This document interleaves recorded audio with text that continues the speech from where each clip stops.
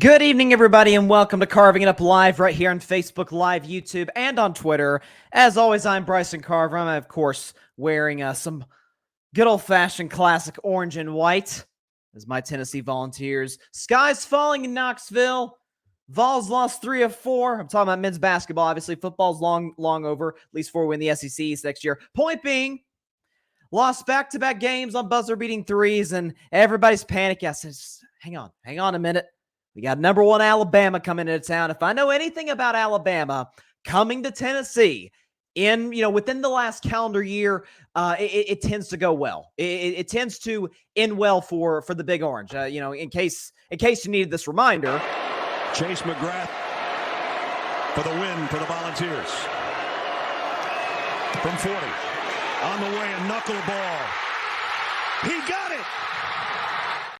That's how it typically tends to go. Okay, in Knoxville when the Alabama Crimson Tide comes to visit. We're not going to talk about that today, though. Just want to support my guys. We're going on a March Madness run. You know that, right? But we do have a great show for you guys tonight. I'm looking forward to our last segment on the show. So before the playoffs started, I did my NFL playoff weaknesses. So the 14 teams that were in the playoffs, what was their biggest weakness coming in that would basically get them eliminated? Obviously, Kansas City's out of that because they are the Super Bowl champions, so they didn't get eliminated. All the other 13 teams that got in, they had a big weakness. Was that weakness the one, or the biggest one, I should say, because there's many reasons you lose a playoff game. Was that weakness the biggest one that got them kicked out of the playoffs? I looked over it. I did pretty well. I'll get to that at the end of the show. Much better than I did last year. I'll also talk Aaron Rodgers. I'm hearing a lot of Aaron Rodgers Jets rumors, and while on the field, it could work.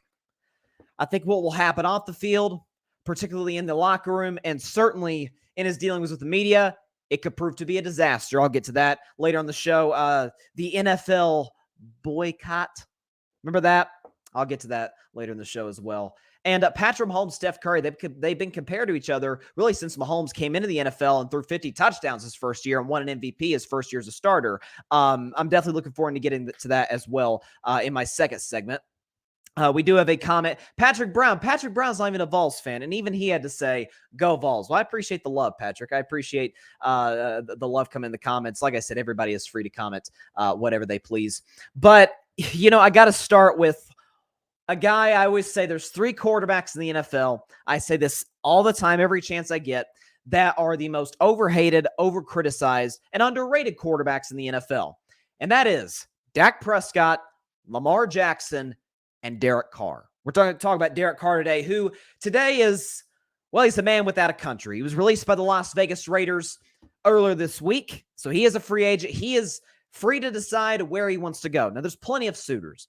The Saints, there was, a trade that didn't go through. I think I was actually talking to a buddy of mine about this the other day, and he made the point that, hey, maybe the Saints are saying, if Derek is going to join us possibly in free agency, why would we give up anything to get him? And from Derek Carr's perspective, because he had a no trade clause, he could say, I could still join New Orleans. I don't want them to lose pieces in order to get me. So the Saints are in the picture. The Carolina Panthers, oh, what a fit that would be with Frank Reich and those weapons.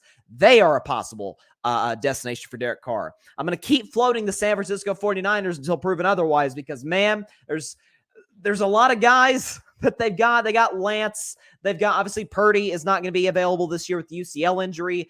They don't know what they're going to do with that stacked roster. What better a guy to plug into that situation than Derek Carr? We'll talk over the coming shows, weeks, certainly as free agency officially approaches, as to who Derek Carr is best suited for and where he will end up playing next after a 9-year career with the Raiders. But let's focus on the Raiders, shall we? So they released Derek Carr. They are going to be, without question, in organizational purgatory. They have a head coach that I do not like at all in Josh McDaniels. He's a solid offensive coordinator, although how hard is it to be that when you have the greatest quarterback ever? You've got a horrible defense, a defense that since Derek Carr joined in 2014, when you were paying him nothing, and then when you were paying him around $40 million, you really did nothing to address. Your draft picks flunked. Even some free agent signings such as Chandler Jones didn't pan out. I mean, Chandler Jones had that one crazy play against the Patriots. That was about all he did. Max Crosby is one of the few guys that's actually panned out for the Raiders in terms of guys they brought in the building to try and shore up that defense. They brought in different coordinators. They brought in different head coaches. They've gone aggressive offensively in free agency with Devontae Adams. And, obviously they drafted Darren Waller. Hunter Renfrow was a good pickup. Raiders do offense pretty well. Josh Jacobs had a great year. We'll see if they can bring him back. But the offensive line was a roller coaster. It was great in 2016. And by the way, that year, Derek Carr was in the MVP running. And even when it was average to below that, he got them to the playoffs in 2021. And it's incredible. I will repeat the things that I said about Derek Carr when he was benched by the Raiders, which basically ended his time in Vegas/Oakland. I don't think, matter of fact, I know there's no quarterback in the NFL. And there's quarterbacks in the league that have had to deal with dysfunctional organizations around them. On and off the field, in the locker room, in the front office. None more than Derek Carr. You consider all the head coaches, I think it was 6 or 7 head coaches, just as many OCs, just as many offensive coordinators. The one coach that, actually, might have panned out pretty well for the Raiders. Remember, Rich Bisaccia had never been a head coach in his life. But John Gruden gets fired after the controversy. One of many Derek Carr to deal with, along with Antonio Brown, among other things. Rich Bisaccia comes in the middle of the 2021 season, helps the Raiders get to the playoffs, obviously with Derek Carr's fantastic play. People in the building were like, hey, bring him back. But they said, no, we are going to go after the flashy candidate, the guy who everybody's been going after, but for some odd reason, they won't hire Josh McDaniels. And we saw how that panned out for the Raiders last year, despite adding Devontae Adams. Coaching matters. Structure matters. Having a little bit of cap space certainly matters. And Derek Carr, while he was making about $40 million a year, if you look at the terms of his contract, it was a very team-friendly deal. If nothing else, it was a reward by the Raiders, well, the few good things they did when Derek Carr was there, for essentially, thanks for carrying us in 2021 when we fired our coach after a controversy. A wide receiver we had, Henry Ruggs, was responsible for the tragic death of a woman, I think her dog, if I'm not mistaken. You have Damon Arnett, who's waving around guns in social media videos, talk about what he's going to do. They release him. You have other guys who are arrested for DUIs during the season. You're 6-7. You have a horrible defense. You play in one of the toughest divisions in the NFL. Hey, Derek Carr, get us to the playoffs. And that is exactly what he did.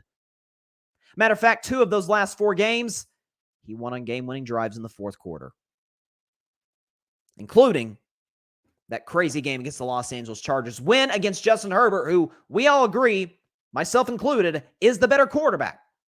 The Chargers had the better roster. It was the Raiders who pulled out. Now, we could say, hey, Brandon Staley had something to do with that, and you certainly would have a very strong case to make in that regard. Be that as it may, got him to the playoffs, and against the eventual AFC champion Cincinnati Bengals on the road, was 5 yards away from a tying touchdown when the Raiders would not let him take a shot to the end zone. That essentially sums up Derek Carr's time in Vegas. It's been chaotic. It's been up and down, but he's been the one guy that's always been steady. It was back page news when he had the audacity to get emotional after a very frustrating loss to the Indianapolis Colts. If you remember, that was Jeff Saturday's first ever game as the interim coach of the Colts. And we saw how disastrous that was. Colts didn't win a game after that one. And Derek Carr's like, I put in everything I have. Teammates put in everything I have. And it's frustrating to not see it come out to wins because some people aren't doing their jobs. And yet some, and the Raiders have a great fan base, but some in Raider Nation put the blame on number 4. We'll see how you like it with Jarrett Stidham or wherever. Maybe they draft somebody. Maybe they go to get Aaron Rodgers. And they could maybe get to the playoffs, although I'm not all that convinced of that. It'll be short-lived, and you'll be back where you've been for the last 2 decades, which is irrelevant. As for Derek Carr, you talk about a guy who's consistently in the upper echelon of passer ratings and QBRs. leadership. Not that many quarterbacks I would take above him in that department. He's got a very good arm. He's accurate. He's mobile enough, although I wouldn't consider him a guy like a Jalen Hurts by any stretch of the imagination, or even a guy who was formerly in his division, Patrick Mahomes. We get mad at Derek Carr for not winning a division with Patrick Mahomes and now Justin Herbert. And we're putting it all on Derek Carr. Good luck, Vegas. Got a beautiful stadium. I mean, that place is going to host next year's Super Bowl. Vegas is a great city. You know, I've always liked the Raiders uniforms, and we'll see how that goes without Mr. Carr. Excited to see where he lands. If he goes to the NFC South, maybe Tampa Bay is a possibility, right? They've got weapons. The defense could use some improvement, but it's solid. It's certainly better than what he had in Vegas. I'd take Todd Bowles as a coach over Josh McDaniels, and Todd Bowles I didn't think had a very good year. Yeah, better than you, Josh McDaniels, with less weapons. Yeah, best wishes for Derek Carr because I think we're about to see the very best of him moving forward. Patrick Brown says, the Niners will be an ideal team for Derek Carr. Coaching roster, it's a match made in football heaven. Hashtag Derek Carr to the Bay. It should be hashtag Derek Carr back to the Bay because he played in Oakland for a few years. So there's a familiarity there. Again, Derek is a West Coast guy, went to Fresno State, obviously played in Oakland / Vegas with the Raiders. I'm with you, Patrick. I think it's a match made in football heaven. I think it works. And he says, give Derek Carr Kyle Shanahan. The Niners can be the NFC favorite. A change of scenery is needed. If I'm John Lynch, they should seriously consider making a move. Agreed. Barry Grit Jr. of the All Even podcast says, Carr is free in all caps. That Barry and I seem to be, and Patrick as well, we seem to be in the minority of guys that actually like Derek Carr. Again, just ask yourself, whatever, if we got a fan from all 32 teams, would you, as a fan, take Derek Carr over your current starter? There's not many that wouldn't. Obviously, Kansas City wouldn't. Philadelphia wouldn't. Jalen Hurts looks really good. I don't think the Chargers would with Justin Herbert. The Jaguars wouldn't with Trevor Lawrence. The Bills wouldn't with Josh Allen. The Bengals wouldn't with Burrow. The Niners would. I'm sorry. The Packers would. Did you see Aaron Rodgers this past year? Failed to have a single 300-yard game. Not to mention he's not even close to committed as football as Derek Carr. He's more committed to 4-day darkness retreats, which I'll get to later in the show. I'm looking at the rest of the NFC. I'd take Dak over Carr, but not by much. I've always said Dak and Carr like that. And some people look at that as a negative. I look at it as a positive, but it is what it is. And Patrick says, Derek Carr spoke the truth. Their fans got mad. He stood before the media and showed vulnerability, yet he was disrespected by the organization. All the bull jive, he kept them afloat all these seasons. And that's what the Raiders are about to find out very, very soon. Listen, you can, a wise man once said, don't try to get happier than happy. I don't know if the Raiders were ever truly happy with Carr. If they weren't, that's their fault. But we're about to see what he does with another team. Obviously, the Jets are a possibility. If I'm the Jets, I'm taking him over Aaron Rodgers. By the way, you don't have to give up anything. You'd have to give up something to get Aaron Rodgers. You got to trade draft picks. You may have to trade some starters. You don't have to give up anything to get Derek Carr. And you've got a lot of cap space. And you've drafted incredibly well under Joe Douglas. Joe Douglas has done a great job as the general manager of the Jets. They just can't find the quarterback. Woohoo! He's right there. I love Lamar Jackson. I'd take him over Derek Carr, but the only thing that worries me about Lamar is his health. Last 2 seasons, he's ended injured. So, again, there's not many teams. I'd say a third of the league max would, no doubt about it, take their guy over Derek Carr. They would not, if presented the opportunity to just swap quarterbacks, which that's impossible, but let's just say for the sake it was, they wouldn't. Everybody talks about the interceptions, but again, I'll pull up the graphic. It was made primarily for Dak, but I can use this for Carr too. Quarterbacks throw picks. Good quarterbacks throw picks. Allen throws double digits. So does Mahomes and Lawrence and Lamar and Burrow and Herbert, and a lot of guys threw double-digit interceptions. It just comes with territory. If you're mad at the picks, I don't think that's the place to go after in terms of your anger. Barry says, I almost spit up my juice trying to convince myself McDaniels knows what he's doing. He doesn't. We got two pieces of evidence. Denver was so much of a disaster, they fired him for cheating. And then, which by the way, he wasn't good to begin with. It was, if nothing else, it might have been kind of like the Donald Sterling thing with the Clippers. The NBA had been looking to remove Donald Sterling for years. And then once he had that abhorrent tape that came out, they're like, okay, let's get him out of here. Maybe that might, obviously, it wasn't like a racial thing, obviously, with McDaniels in terms of what he got in trouble for, but it was kind of their opportunity. Okay, let's get him out of here. And they hired John Fox, and they were very good under John Fox. And Patrick asked a question that a lot of people have been asking. Josh McDaniels, what has he done without Tom Brady?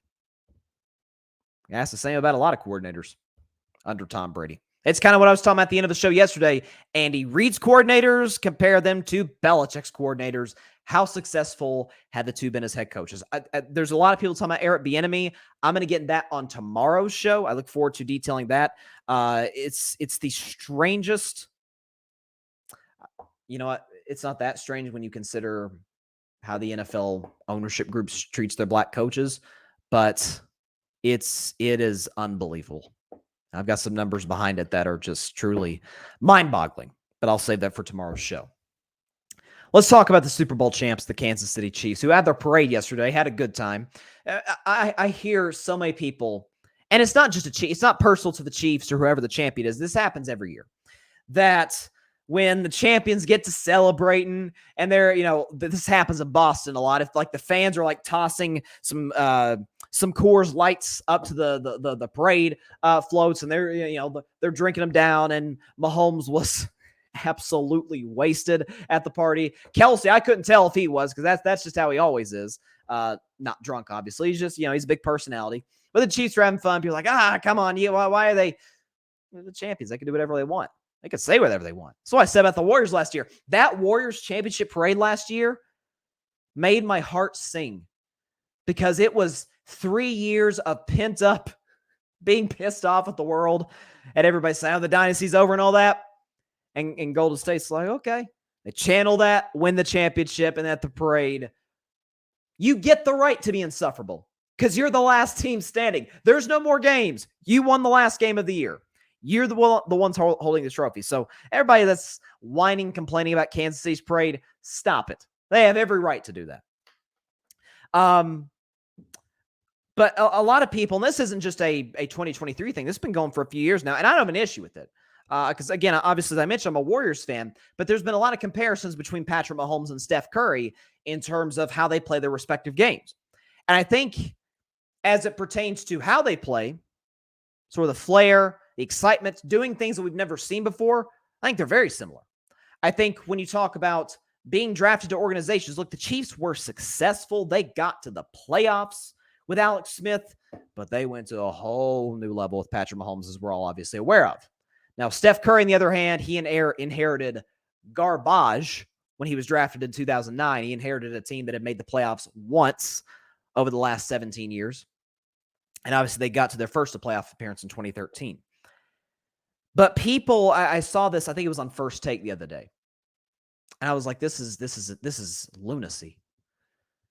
Who's more influential to their games, to their leagues, rather? Patrick Mahomes to the NFL or Steph to the NBA? I'm like, the fact that we're even having this discussion, either it's to fill TV time, which we're not that far into the offseason where we're just making up weird arguments. It's ridiculous. And this is not to take shots at Mahomes. This is not to take shots at Mahomes. It's really actually to take shots at this question. It's Steph Curry, and it's not even a discussion. Maybe 10 years down the road, the quarterback position will look a lot different as it pertains to other quarterbacks coming in playing like Mahomes. But I'm sorry. I look around the football world, I see one quarterback that plays like Patrick Mahomes, and he doesn't play in the NFL. He's still in college. Caleb Williams with USC. I mean, if Caleb Williams were eligible for this year's draft, he'd be the unquestioned, no doubt about it, number one pick. There's no question about it. He's that good. He's got everything. He's very Mahomes. And I say he's going to have a Mahomes-type career, but as far as how he plays the game, very Mahomes-esque. Steph Curry comes into the NBA, and it's all about the big man, the mid-range, I should say, a more physical brand of basketball. Some of that was the rules, and some of that was the players.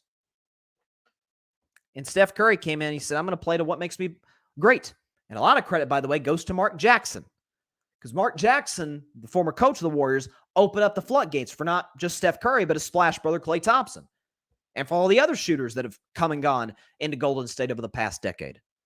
That, I don't care if you take that shot. I've seen you make it in practice. Who's to say you can't make it in the game? And obviously, 3,000 plus threes later for Steph Curry, 2,000 plus threes later for Klay Thompson. You see how that's worked out. But Steph comes in the NBA, the three-point shot was an afterthought. It was a end of shot clock, end of quarter, or you're down three, say you're down 91-88 with 5 seconds left. You need a three to tie the game. You're going to put your shooter in. You're going to put your JJ Redick in, or whatever the case may be. And you're going to hope that they make the last shots tie the game. There were plays drawn up to get open threes, but it wasn't a situation where it was let it fly. I mean, to now where guys that can't shoot are taking threes frequently. I love LeBron James. He's all-time leading scorer, and I announced on my show last Friday, I have officially given up. He is the greatest player of all time. But that does not mean he isn't without fault. LeBron's improved his three-point shot. Why is he taking 5 a game? He's shooting like in the 20s in percentage. LeBron, stop taking threes. Certain other guys, Giannis, don't take any threes unless they are absolutely wide open and you need the shot. Even if you need the shot, maybe you could get an and one if somebody makes a dumb decision and fouls you. I saw that at the end of a Lakers-Celtics game with Jaylen Brown. It's changed how little kids play the game. I mean, if guys go out there and try what Patrick Mahomes tries, they usually get murdered on the field by a defensive lineman. They get just destroyed in the pocket. Now, with the NFL, some of the rules have prohibited some of that. But at the college level, the high school level, not really. I mean, you can land on the quarterback. I mean, we talk about rules changes, and I'm not using this to take a shot at Mahomes, but Mahomes, in part, has been a little bit of a beneficiary in terms of how the game is officiated. It's not his fault. As a matter of fact, credit to him for taking advantage of it. And it doesn't diminish his all-time status. He plays how the game is officiated and coached. But as I said 14 months ago, when Steph Curry passed Ray Allen in the all-time three-point list, I said verbatim, Steph Curry has changed the way the game is played, coached, and analyzed. We view the three-point shot in a completely different light now than we did when Steph Curry came into the league. People say, well, but then Mike D'Antoni's 7 seconds or less offense. If I had a dime for every time I heard that one, that changed the NBA. It didn't win any championships. It wasn't near as effective, certainly in the playoffs. They get stuffed out by the Lakers, or I think the Spurs got them one year. Steph Curry comes in, gets the playoffs his first full healthy season after his rookie year, got there again after winning 50 games, and then the next couple of years broke through, won 2 MVPs, and won a championship, and got to another NBA Finals. And now everybody's like, oh, okay, that worked. If he can do it, well, I can do it. And some guys can. Damian Lillard can take threes just a couple steps within half court. He just did that the other night. Trae Young is capable of doing that. There's other guys who can. But I get it. But I think the notion of who's changed their game more today, maybe in the future, but today, that's not even a discussion. And this isn't a shot at Mahomes. It's one. Listen, and this is why Steph is so high on my all-time list. I've got him as the 7th greatest player ever. because most guys that have ever played the game of basketball can truly say that they've changed the way the game is played. Like, not many, or changed rules. Now, Steph hasn't necessarily changed rules all that much, but we view the three-point shot in a different light. We don't see quarterbacks trying no-look passes aside from Matthew Stafford, who was doing it before Mahomes. We don't see underhanded throws. We don't see quarterbacks, as I say all the time about Mahomes, he can do things that other guys simply can't do. And most guys don't even try to do. In theory, Josh Allen maybe could. Hurts possibly with his mobility could. Herbert, I guess. Rodgers in his prime. But it's not something we see often. What Steph does best, everybody's trying to copy. Everybody's trying to copy. People are trying to find the next Steph Curry. People are trying to emulate how Golden State plays the ball. Now they're, dare I say they're perverting it a little bit, because the way Steve Kerr runs his offense is completely different than the way most teams run their offense. But it's to me, it's not even close in terms of how we view it. It's crazy. Like, I love Mahomes, but has he been more influential in the game than Steph? Absolutely not. Patrick Brown says the media counted out Kansas City after trading Tyreek Hill and signing mid-tier players to plug on offense is Patrick Mahomes' crowning moment. Credit the mid-season moves and draft for doing their part. And like you mentioned, Patrick, the mid-season moves, the Kadarius Toney, who hadn't been much of a factor all year, but he has the 67-yard punt return, and then he catches that touchdown in the fourth quarter. Sky Moore, they drafted. A lot of the other guys who made plays, McDuffie, who made a big mistake in the Super Bowl in the fourth quarter. The second quarter against A.J. Brown, kind of mistiming where the ball was. But all season long, he was great. I mean, Brett Veach, we talk about the great general managers in the NFL, Howie Roseman for the Philadelphia Eagles. There's a lot of guys that are really good. Let's start giving John Lynch has done a phenomenal job with the 49ers. Let's give some credit to Brett Veach. Dude has put together an incredible team as far as the young talent is concerned. And obviously, now he wasn't there when they took Patrick Mahomes. That was, I think it was John Dorsey was there. And then I'm not sure what happened there. And then he went to Cleveland and kind of fizzled out. But it's remarkable in terms of how they changed the game. But it's over time. Again, you've got Caleb Williams coming to the NFL soon. Maybe you start to see the change there, but I don't know. In the long run, I have my doubts. Let's see. I'm trying to find the stat about Steph Curry's when. Okay, yeah. So I'm trying to find the numbers in terms of how the game has changed as far as how many threes were taken in the 2009-10 season as opposed to now. I mean, it's like jarring. See, do we have it? Okay. No, that's Steph's. Okay, no, I don't have that stat. I was trying to find it, but I wasn't able to find it. Oh well. But yeah, sometimes we get mad at our TVs like, guys, you're shooting too many threes. Like, and it's, as a guy who loves the mid-range shot, it's bad in terms of analytics, but it's still in terms of makeability, it's a very efficient shot. I hope it's not totally eliminated from the game. Patrick says, and to think Melvin Gordon was on a bad Denver team, released midseason and got a ring being on the Chiefs roster. Patrick, I swear to you, I didn't even know Melvin Gordon was on the roster until Sunday when he posted that picture of him holding the Lombardi Trophy. I think he had a cigar or something. I had no idea, but hey, a ring is a ring. Melvin Gordon got himself a ring in division, courtesy of Mahomes, Andy Reid, and in a fantastic postseason performance and regular season performance all year long. But yeah, I was like, Melvin Gordon's on the Chiefs? Listen, I can't hate. A ring is a ring is a ring. But that's the thing about Kansas City too. That's scary. And Patrick Mahomes alluded to it. Our rebuilding year, we won a championship. Like, holy moly. Now, am I saying, Kansas City's going back to back? No, listen, we got a lot of offseason to determine. Is Kansas City minimum going to be back in the AFC Championship game? I'm very comfortable in saying yes. Again, Patrick Mahomes does not know the playoffs without not just being in the AFC Championship game, hosting the AFC Championship game. The guy has never played on the road in the playoffs in his career. Never. He's only had to play a wild card game once, and that was because he was the 2 seed back in the 2021 season, when in years past, that's a first-round bye. Just speaks to his greatness. He is, again, I will rank, I think on tomorrow's show, I think I'm going to do my top 10 quarterbacks of all time, because I haven't done that in a while. Number one's obvious. I've got Mahomes 4th.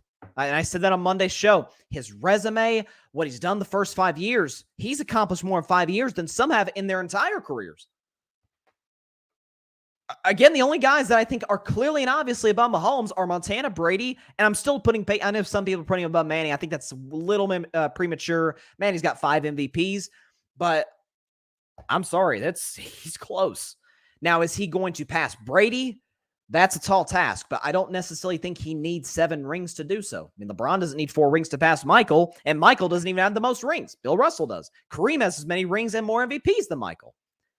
So what's the case I always make? Like, Mahomes doesn't necessarily need 7, but as Grady Edwards has pointed out to me on the last couple of weeks, and I never thought about this until he said it, what may be the deciding factor is Brady played Mahomes twice in the playoffs and outplayed him twice and beat him twice. Now, I'm not going to hold the second one too much against Mahomes because he had no offensive line and was running for his life out there, but Brady still won the game. Patrick says Mahomes is on a team-friendly contract. The $45 million per year will be outside the top 10. Once Burrow and Herbert plus Lamar get their bags, there's no reason Kansas City keep this going. And Hurts, by the way, Patrick Brown, because Hurts has talked about, they'll now's not the time, but they'll negotiate soon. So like you said, Burrow and Herbert are going to get in excess of 50. Lamar is probably going to get that either this year or next year. Same with Jalen Hurts. I mean, Allen's making more than Mahomes. Deshaun Watson's making more than Mahomes. Rodgers is making more than Mahomes. Who else? Kyler Murray's making more than Mahomes. So if you add those 4 along with the guys that are going to get paid, Russell Wilson makes... So we're talking like Mahomes will be like in a year, the 10th highest paid quarterback in football. Think about that. That's crazy. But it's a little Tom Brady-esque. Listen, I respect it. Everybody freaking, I'm sorry, I got to bring Dak into this, but it's just the facts of the facts. Everybody lost their marbles. $40 million a year. Yeah, in a year, Dak's going to be like the 15th highest paid quarterback. Do you think Dak's the 15th best? Do you think Mahomes is the 10th best? It's whatever the market is. Just because Aaron Rodgers is making the most does not make him the best. Just because Mahomes will be the 9th or 10th highest paid does not mean he's obviously the 9th or 10th best quarterback. Whatever the market says. That goes for any position. Any position. So we freak out every time somebody gets paid. The market will correct itself. It does it just goes up every year. So let's not lose our marbles here. Okay, I've been looking forward to getting into this. I really have. I try to always be fair. I think I do a solid job of that on my show. And I try to come at it from a point of view that is respectful. I think it's very important anytime we're having discussions about sports or otherwise. And that's always the goal. It's always the goal when I do this show. But here at Carving It Up Live, we keep receipts.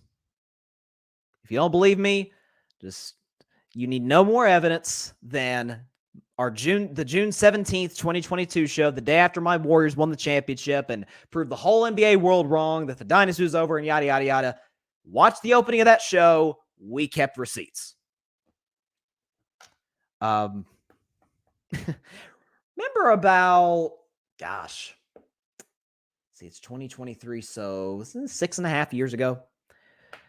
Remember when Colin Kaepernick took a knee during the national anthem?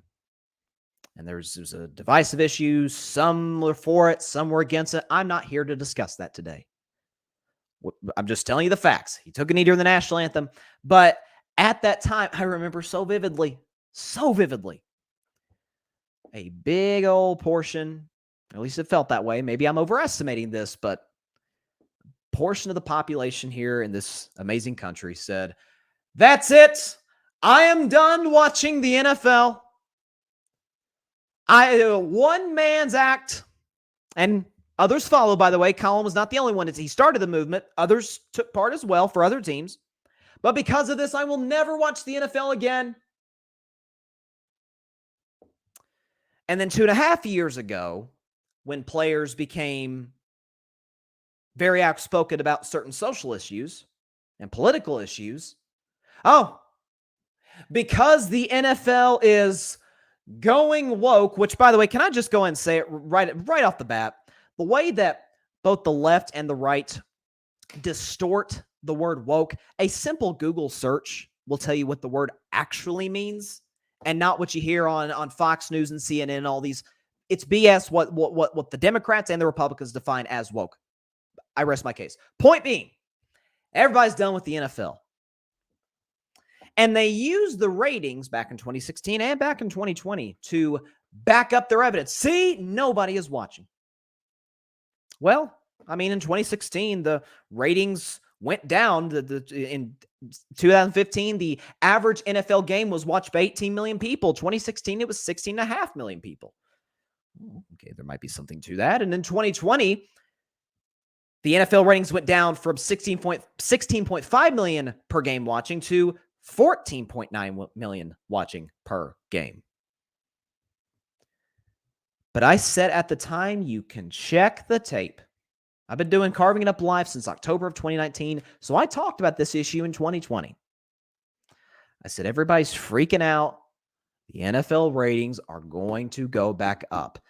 And when they did, and we've got the evidence for it, I'm about to show in just a second on a graphic, but once it goes back up, once 2024 rolls around, they are going to come back down, and a certain segment of the population is going to find another excuse for why they went down that has absolutely nothing to do with the reason that they actually went down. Dumb question, but a rhetorical question, rather. What does 2016, what does 2020, what do those 2 years have in common? Just take your time. We had a presidential election in November of both years. And as I've said over and over and over on this show, when an election happens, the ratings for not just sports, because sports are the highest ratings on television, particularly football, particularly the NFL, who's the king of television, but all entertainment, they come down. Why is that? Well, we want to know who our leader for the next 4 years are going to be, so we tune into the cable news networks, right? I mean, you see, again, the Foxes, the CNNs, the MSNBC, all of these networks, they go up in ratings because people are tuning in. They want, especially the debates. The debates, people are going to tune into those. Want to see what's going on, who the next leader is going to be, or at least if the current leader is going to be in another 4 years, if we're going to have a new leader. What such folks say about, the NFL, we're going to boycott the NFL, first of all, they're lying.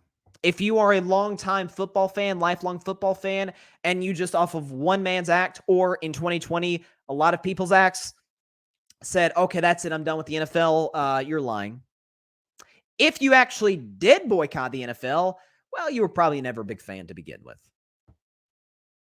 Let's look at the ratings from 2011 to 2022. And I'll get through these pretty fast. I don't want to waste y'all's time. But in 2011, the average NFL game was watched by almost 20 million people. In 2012, election year, it was watched by 19.3 million people. And it went down, actually, in 2013 to 16.7 million people.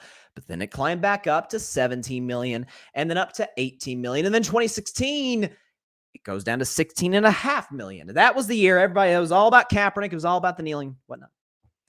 And it actually comes down in 2017, similar to how it did in 2013 to 15 million. Then it comes up in 2018 to about 16 mil and stays, it actually goes up to 16.5 mil in 2019. Then it comes down in 2020 to 14.9 million. And then it climbs back up in 2021 to 17 million, drops just a hair, but about the same in 2022 at 16.7 million. Let's also look at the Super Bowls. And the reason I'm even doing this segment is because I saw the ratings for the Super Bowl just like everybody else did. 2012, and this is pre-election. This is the 2011 season, February of 2012. 112 million watched the Super Bowl between the Patriots and the Giants. The following year, 2013, 109 million people watched the Super Bowl between the Ravens and the 49ers. But then it came up in 2014 to 113 mil, and then back up again in 2015, 116 mil, 2016, 114 mil, and then 2017, following the election between Hillary Clinton and Donald Trump, it stayed stagnant at 14 mil. And then went up to 118 mil and came down quite significantly to 112 mil in 2019, but went back up in 2020, early 2020 to 113. And then 2021, it came down a lot to 100 million following the Donald Trump-Joe Biden election. But then it went back up to 112 million in 2022 last year between the Rams, the Bengals, and then up again this year. 113 million people watched the Super Bowl. That obviously doesn't account for all of the Super Bowl parties. I mean, you see some of these parties, it's 20, 30 people. Hotel rooms don't count for ratings. You say, well, it's a little, could it be described by something else? Streaming. It's the most streamed Super Bowl ever. People are watching on their phones. People are watching their computers. That does not count towards ratings, but they do count those anyway. Just here to warn you. We had the third highest rated television event of all time if you include streaming. That boycotting thing's really working, isn't it? But I'm here to warn you, in a year and a half, we will have another election. Not sure who the nominees are going to be, although I'm, like everybody else, very fascinated to see from both sides who it's going to be. But they'll have another excuse. Something that has to do with the NFL. The NFL is coming down. It's funny, 2012, there was no protests. There was no, very, very few athletes were outspoken about issues going on in the world. And yet the ratings still came down from 2011. Similar to how 2016 came down from 2015. 2020 came down from 2019. And in 2024, they will come down from this upcoming season, 2023. Why is that? Well, good chance we're going to have two very notable candidates. Not sure they're going to be. Not sure if the current president's going to run. Not sure if they're going to replace him with another, up-and-coming person in the party. Not sure if the old guy from the Republican Party is going to be their nominee this year. If another, I have no idea. I'm very excited to see. It's going to be entertaining, to say the least. I'm not sure I necessarily want it to be that way, but that's what it is. And we're all going to tune into all these political networks. We're all going to tune in. If you lean left, you're going to tune into MSNBC. If you lean right, you're going to tune to Fox News. Although I would encourage both sides to tune into the opposite networks, see what the other side has to say, be that as it may. NFL's not going anywhere. You and your little boycott posts and you're burning your jersey. It's cute, but it's not going anywhere. It's not going to make any impact. NFL's the king of television. That's not going to change, and it never will. Certainly not for a silly boycott over a player you don't like, or a group of players you don't like. I rest my case. Let's see. Patrick Brown says 2019 was a step in the right direction as far as the NFL finally opening their ears and listening. 2020, everything came full surface. Players reverted back to what Colin Kaepernick's stance was about. I mean, there was certainly more of an understanding without a question. I think there was, but again, we can, I think I've been pretty clear about what my view of it is. Like, whether you agree or disagree, he's got the right to peacefully protest. I mean, even the most staunchest people who said, we don't like they did it. would at least have to agree he's got the right to do it. But a boycott's not going to do anything. You have no idea how many times, even to this day, I see on social media, an athlete does something somebody doesn't like, and they tweet, I have watched my last NFL game. When you actually quit something, when you stop watching something, you just stop watching it. You know, if there's an award show I'm watching, not to take shots at anybody, because like this year's Grammys was amazing. Last year's was kind of boring. I turned it off. I didn't go to Twitter. I have officially stopped watching the Grammys. Nobody cares. Nope. And by the way, I came back and watched the next. It's silly. It really is. And it always, I get a kick out of it. It's going to happen. I said this 2 years ago, and I still hold true to it today. The ratings in 2024, when the 2024 NFL season comes up, that's a long time away, but when it comes, the ratings will go down. But people are going to watch the following season and the next few seasons. They'll come back down again in 28, and the cycle will just continue. It's just the way it is. The NFL is the king of television, and that is never going to change. NBA can try, MLB can try, NHL can try. College football's made an admirable effort. March Madness has. It's not close. The sense of urgency. I think the NFL, I think parity is a good thing in the NFL. I think it's a terrible thing for the NBA. I think when you have I think the ratings bear it out in the NBA that when you have a dominant team, you have a David and Goliath type feel, the ratings are, they go up. They need somebody to root against. We don't really have anybody to root against. I mean, I root against the Memphis Grizzlies. I can't stand them. I think they talk too much for a team that's done absolutely nothing. But there's not a team that most of the country, I can't stand them, like the Patriots for years in the NFL, or the Warriors when they were overwhelming with Kevin Durant, or the Cavs when they kept getting the finals.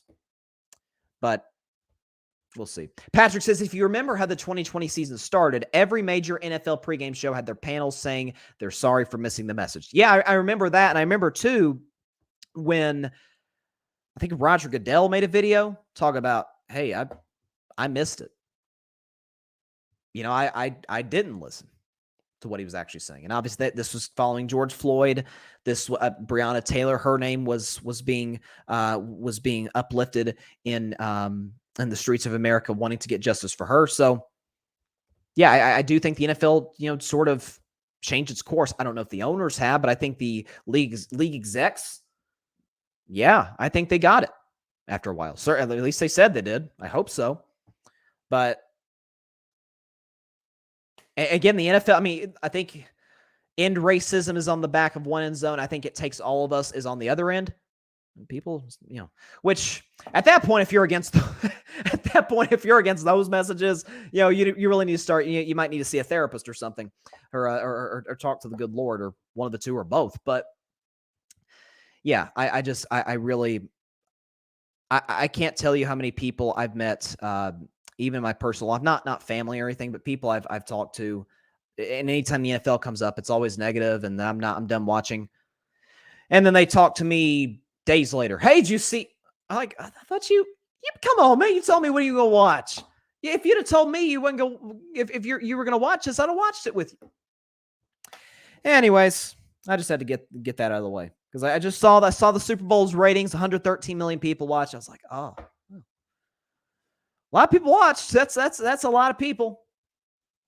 But anyways, let's move on to a guy who definitely draws people to a television, and it's not just when he's playing, it's when he's talking. That's Aaron Rodgers. Well, of course, you're probably, if you see what Aaron Rodgers says in terms of Pat McAfee show appearances or after games, you're probably watching that on your phone. It's on Instagram, it's on social media, but Aaron Rodgers always has something to say. So I'm not aware if this darkness retreat started recently, if he's going to start it.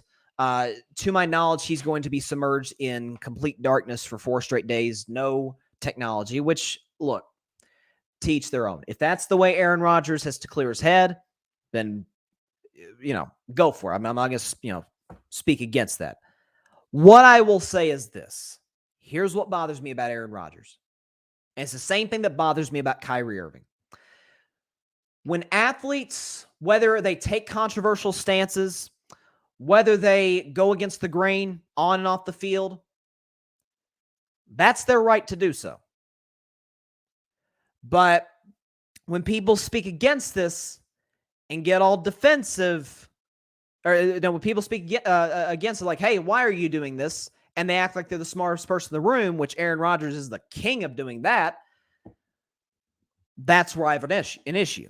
Again, I talk about, I'm really trying not to get like horribly, like political or anything, but a year and a half ago when the whole vaccine thing came up, there were athletes that came up. Cole Beasley is like probably the poster child for this. Cole Beasley came up. I am not getting vaccinated. Okay, it's his right to do so. Aaron Rodgers, I'm immunized.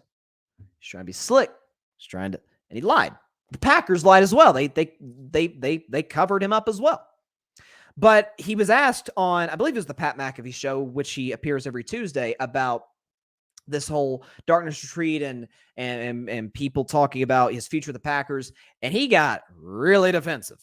We'll go watch the clip on YouTube. The guy was like very testy for a guy that's trying to clear his mind. And I'm like, dude, I'm not just talking about the McAfee show. I'm talking about his post-game press conferences in Green Bay. He got testy with people with the Packers who, and I'm not taking shots at the Green Bay media. They kind of have to be, they kind of have to throw softball questions to players and coaches. I'm not blaming them. They kind of have to, because that's all Green Bay has. All Green Bay's got the Packers. Now, Milwaukee's got the Brewers and the Bucks, but it's not in small town Green Bay, which is, again, the Packers are, I'd say, the city's primary source of income. That's just a guess. I could be wrong about that, but talk about the money they generate with people traveling to the games and ticket sales at Lambeau and these big national TV games on NBC and CBS and Fox and now Amazon, ESPN. Like it's football's big there. And they don't want to necessarily drive their guys out of Green Bay. I get it. New York, Los Angeles, Philadelphia, Boston, Dallas, we're not going to lose. If we lose this athlete, man, people still going to talk about the Yankees and the Lakers, and everybody's going to be talking about these teams. Everybody's going to be talking about the Cowboys. Like that's just the way it goes. The Packers, they're an iconic brand, but I don't know. You remember a whole lot of Green Bay Packer highlights from the 70s and 80s? Listen, I would not call myself an NFL historical expert, but I know my NFL history. Didn't see a whole lot of Packers on those Super Bowl tapes or those playoff tapes in the 70s and 80s. In between those first two Super Bowls, they won the first two Super Bowls with Bart Starr, Vince Lombardi, all the way up until Brett Favre got there and they won that Super Bowl in the mid-90s and he won all those MVPs. In between that, they were irrelevant. And so they want to keep Aaron Rodgers there. Aaron Rodgers gives them more press, more publicity. All publicity is good publicity, as one said. But my takeaway from this whole situation is this. If Aaron's getting defensive with the Green Bay media, who caters to him Oklahoma City with KD and Westbrook is the only comparison I can think of, because Oklahoma City doesn't have another professional team. Thunder's all they got. They don't want to drive KD or Westbrook out of town. How in God's name is he going to handle the New York media? We're still going to talk. We talk about the Jets now with no Aaron Rodgers. So we'll talk about them that much more if they get him. But if he lasts a year and gets out of there, we're still going to talk about the Jets. Why they're in New York? It's the media. It's the biggest media market in the country. I just think it's, again, on the field, it's an odd fit because he's 39. Obviously, we know his limitations as it pertains to leadership. That's been well documented over the course of his career. But in Green Bay, he kind of of course, he doesn't live in Green Bay in the offseason, but during the season, he kind of gets to hide a little bit. There's no hiding in New York. Okay, it's a city that never sleeps. You go, the press is all over you. Maybe not what it used to be, because now we have social media. We got phones on our cameras as opposed to paparazzi and whatnot. But on the field, awkward fit. Off of it in the locker room, I think it's a disaster. I mean, he'd get real odd with the Green Bay media. The Jets media? I mean, the Jets media is there's many reasons, but probably the biggest reason, Zach Wilson lost his job. Like, they pressed him. You take ownership for how you played against the New England Patriots? One answer by Zach Wilson got him benched. One word got him benched. No. They pushed him on that, and as a result, because of the public backlash in New York and elsewhere, he got benched for Mike White. And it was never the same after that for Zach Wilson. That's why he's not going to be a Jet next season. Listen, I don't regularly tune into post-game press. I watch them, but I rarely watch them live. Oh, listen, I'm going to have to tune in to ESPN and the NFL Network and whoever's doing a live feed of these press conferences, because it will be fun. Okay, I got to see this. But, man, it's awful. Patrick Brown, he says, I'm sure your sister is ready for Aaron to go away. Packers fans will be on the edge to see if he'll return. The initial thought was Bane from The Dark Knight Rises. Well, honestly, I can't tell you one way or the other how she feels about it. She loves Aaron. She's been, I mean, obviously the Packers have had a lot of success with Aaron Rodgers. But there's also her, like a lot of Packers fans, a little bit of, God, it's one thing after another. And so, yeah, there's the frustration there. She likes Jordan Love more than I do. I think the kid has talent, but I'm skeptical. But yeah, a lot of Packers fans feel that way. He also says Aaron will come back, force Green Bay to beg him. Wow, $60 million for this upcoming season. I don't think so. I disagree. This is the first time that I think, I mean, you're hearing a lot of reports from Schefter and from other insiders saying, yeah, Packers are talking to teams. Like, the Packers are ready. We didn't hear that the last couple of years. It was, we'll talk with Aaron. We'll talk after the season, after he does. Last year was ayahuasca. This year it's the darkness retreat. I don't remember what it was in 2021. Whatever it, I think he was like vacationing in, was it Hawaii or somewhere? Whatever the case may be. It was, we'll talk to him. Now, Aaron's the one that seems to be pushing for these discussions, not the Packers. So there's a real change in rhetoric from both sides in terms of how they're going to handle this moving forward in the future. But it's gonna be interesting. I think I'm fairly confident, and I know I've said this before, but this year I'm sure of it. Aaron Rodgers has played his last game as a Packer. Like, I don't see a scenario in which the two move forward for this upcoming season. I mean, listen, if it is about money, Patrick, listen, if the Packers could be like the I wouldn't say they're dumb, but sort of the old saying, I'm dumb, I may be dumb, but I'm not stupid. Again, I don't think the Packers were dumb giving him that money, but there's no way he's going to trick them to giving him 60, because now they're like, hey, we've seen a little bit of Jordan Love. He's all right. And with you, we couldn't even get to the playoffs. Aaron would have more leverage if it was about the money. If they made another run, got to the NFC Championship game, certainly if they'd gotten to the Super Bowl. Now they're like, bro, you went 9-8. You had probably your worst season as a pro. And he says, Lil Wayne, shout out to Wheezy, who's the biggest Packers fan, said they should move. Yeah, even he said they should move on from Aaron. Even he's seen enough from Aaron Rodgers. Listen, Wayne is a very loyal Packers fan. So for him to say that was very telling, because he's been an Aaron Rodgers fan, like a lot of Packers Nation has been for a long time. I will say this: once the bridge is officially burned and in the water, as Grady dubbed it, Cheesehead Ozzy will make his return. He in a month, 2 months, whenever, Cheesehead Ozzy will return. Just stay tuned for that. All right, I've been looking forward to this ever since I did this segment a month ago, which is every NFL team has a weakness. Even playoff teams, even the best playoff teams, your one seeds have weaknesses that other teams can exploit. And since the Kansas City Chiefs won the Super Bowl, they're off the list. So whatever weaknesses they had, forget about it. It doesn't matter. It's irrelevant. They have the Lombardi Trophy. The other 31 teams don't. And the other 13 playoff teams don't. So if we can get the background music rolling right now, that'd be great to Hang on, I think we got it here. Okay, here we go. So let's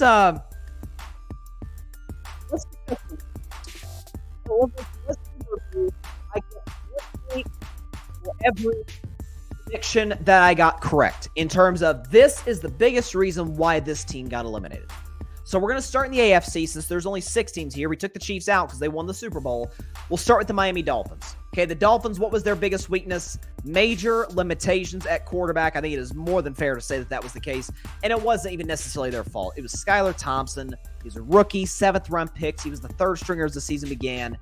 He did all he could against the Buffalo Bills. Mason throws here and there, but in a game that Buffalo was just begging the Miami Dolphins to win. That was probably the most unimpressive playoff win of the entire postseason by the Bills, barely surviving the Dolphins, the 7-seed Dolphins, at home after holding a 17-0 lead. But Skylar Thompson, completion percentage was under 50%. He turned the ball over. And again, I'm not even blaming the kid. He was a 7th-round pick, rookie. But the reality is the Dolphins were extremely limited at quarterback, which is concerning considering all the weapons that they have. Tyreek Hill, Mike Gesicki, Cedric Wilson came in, did some good things for him. Jalen Waddle, Mike McDaniel proved to have a solid year as an offensive head coach his first year. But it just didn't work. For the Baltimore Ravens was the biggest reason. By the way, I'll give myself a point there. So 1 point, 1 for 1 on the Miami Dolphins.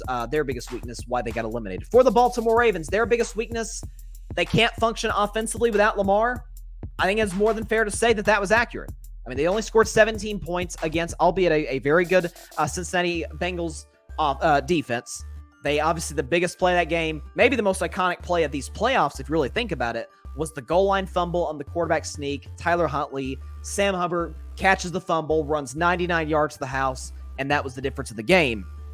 But they were discombobulated. Clock management was bad. Maybe that falls more in John Harbaugh, certainly, than it does the offense. But they were incredibly one-dimensional. Again, they never got to over 20 points once Lamar Jackson went down. I'm pretty sure I've got that stat right. But the Ravens they were averaging like in the teens when Lamar went down. They couldn't move the ball. So I'm going to give myself 2 points there because that was the biggest reason. Because the defense did all they could. They held the Bengals offense to 17 points. The problem was the offense gave the Bengals an extra 7 points, which got the score to 24-17. But the Ravens defense, which played outstanding, probably the best defense of the league over the second half of the season. They can't play perfect. You can have the 2001 Ravens out there, the 2000 Ravens out there, which to me is the greatest defense of all time. But you gotta put points on the board, and the Ravens simply couldn't do that. Probably the most accurate prediction, or most accurate weakness I had on here: Los Angeles Chargers. 2 words: Brandon Staley. If you believe that there was another issue, or a bigger issue rather, with the Chargers losing that game after being up 27-0 on the Jacksonville Jaguars, then we watched a different game. I don't know what you were looking at. Halftime adjustments, awful. Again, as I said this season, they were bottom 10 in the whole NFL. They were a playoff team. Double-digit win team with Justin Herbert and all those weapons and a talented defense. The LA Chargers were bottom 10 in both second half scoring and second half points given up. That points back to coaching because it points back to adjustments. What adjustments are you going to make over the course of the game? The other side has seen your game plan. They've seen what you've done. They saw your opening drive. Doug Peterson, veteran coach, has a Super Bowl ring with the Philadelphia Eagles, was up for Coach of the Year. He understood that. He adjusted, and that was all she wrote. The Chargers couldn't get anything going outside of one drive in the second half. They did. Again, you're up 27-0, 27-7 at the half. You've got Austin Eckler.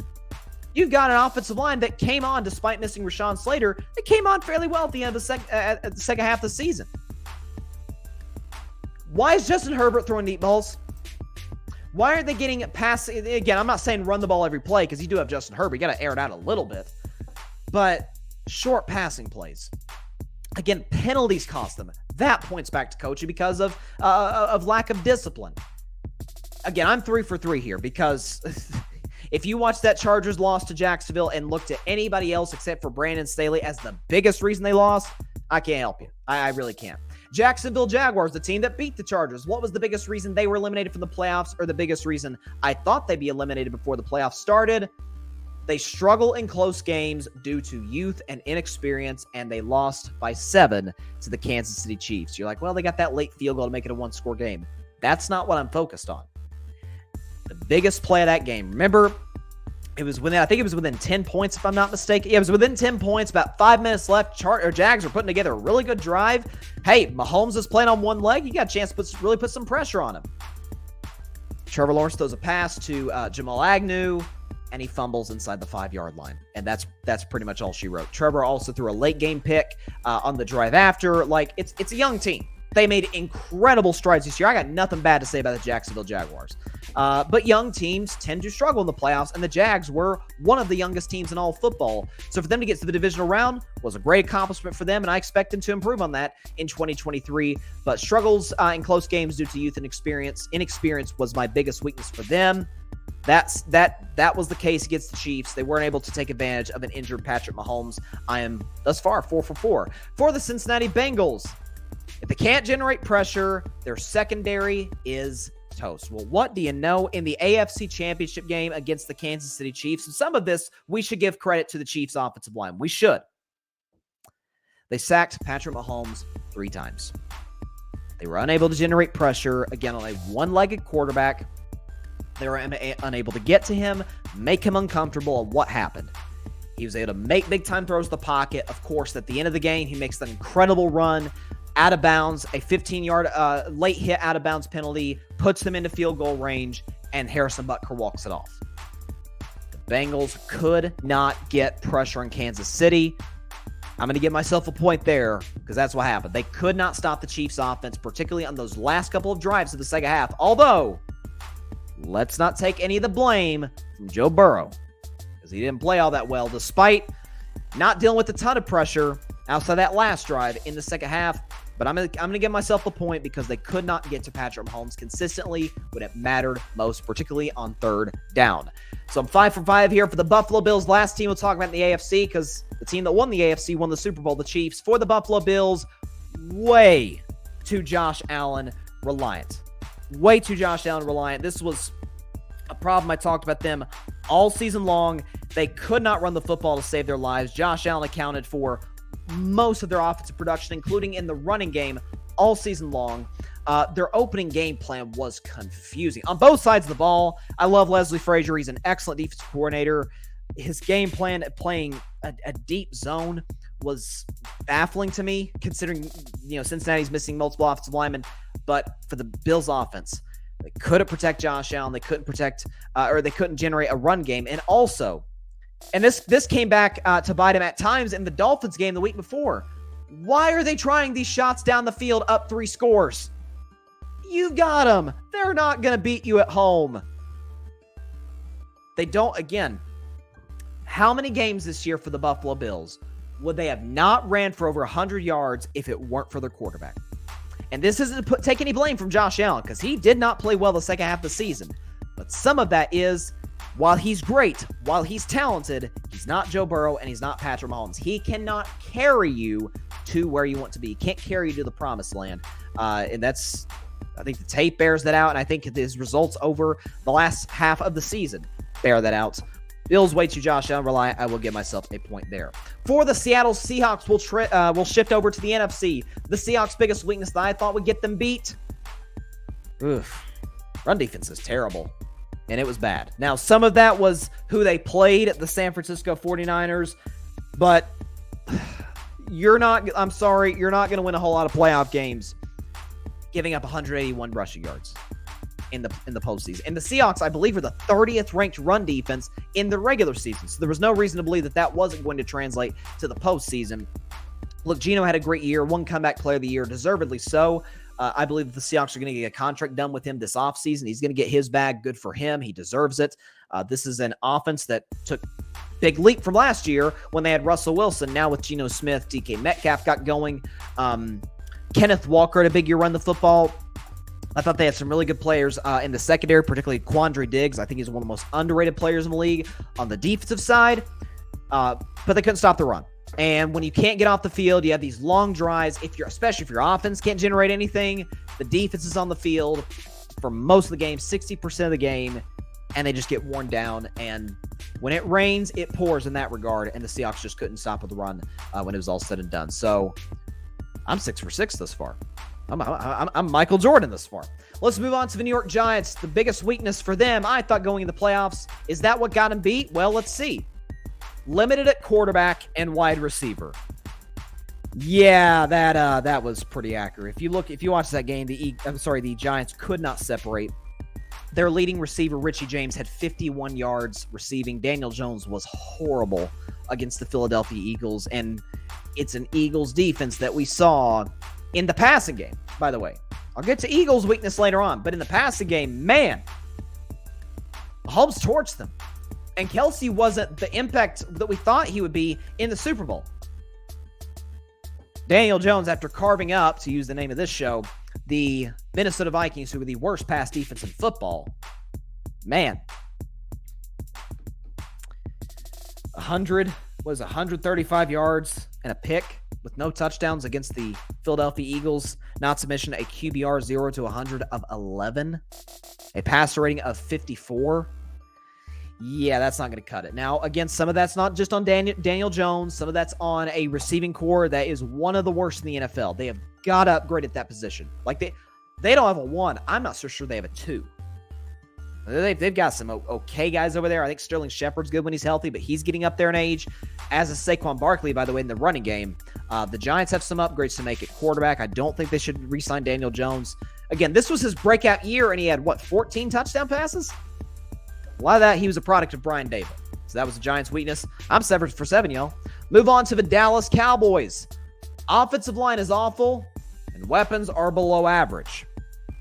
I'm going to give myself a half point there. Because of the second half of the season, and in the playoffs especially, I thought the offensive line played very well. Tyler Smith, the rookie, was great. The progression he made from week 1 to the divisional round of the playoffs was outstanding. They gave Dak plenty of time. And when he wasn't making bad decisions on the interceptions, the 2 that he threw against the 49ers, the second one to me was worse than the first. The first one was a little bit on Michael Gallup, some on Dak. But part of the reason the Cowboys couldn't generate offense in the second half, CeeDee Lamb's all Dak could rely on to separate. Michael Gallup couldn't get open. Outside of one play, T.Y. Hilton couldn't get open. Dalton Schultz, as I've said all season long, is the most overrated tight end in the NFL. He's fine for these little security blanket, these little 5-yard completions. He's not a down-the-field threat like most of the great tight ends in the NFL are. But the Cowboys' lack of production offensively, a lot of it falls on Dak. A lot of it falls on the receiving core. None of it in the playoffs fell on the offensive line. I thought they did a good job. They faced the Bucs defensive line, which is good, and they faced the Niners defensive line, which is outstanding, and they did a good job against both. So I'll give myself a half point there. Right about the receivers, wrong about the offensive line. Moving on to the team Dallas beat to get to the divisional round, the Tampa Bay Buccaneers, who are now without a quarterback. What was their biggest weakness? Offense is a complete roller coaster, and that is exactly correct because in this game against Dallas, their last full game for the first-team offense against the Carolina Panthers, they put up 31. And in this game against Dallas, they put up 14. Tom Brady threw the ball. Let me make sure I'm getting this right. 66 times. The numbers look good. 351 yards, 2 touchdowns. But they could not generate. The running game we knew all season long was horrible, among one of the worst in the NFL. But when receivers weren't separating, Tom was dirtying the ball. He wasn't that accurate in this game against the Cowboys. Tampa was mostly down, but they went on the incline against the Carolina Panthers, who were a very good defense. We're like, hey, Tampa Bay might be back. They had a solid outing, albeit the first team didn't play much against the Atlanta Falcons. They put together some solid drives against Dallas, and maybe we should give credit to the Dallas defense, but they could do nothing offensively. They had a couple of garbage time drives in the second half that made the score look slightly more respectable, so I'll definitely give myself the point for the Bucs. For the Minnesota Vikings, what was my biggest weakness for them coming into the playoffs? Has to win close, otherwise they get bullied.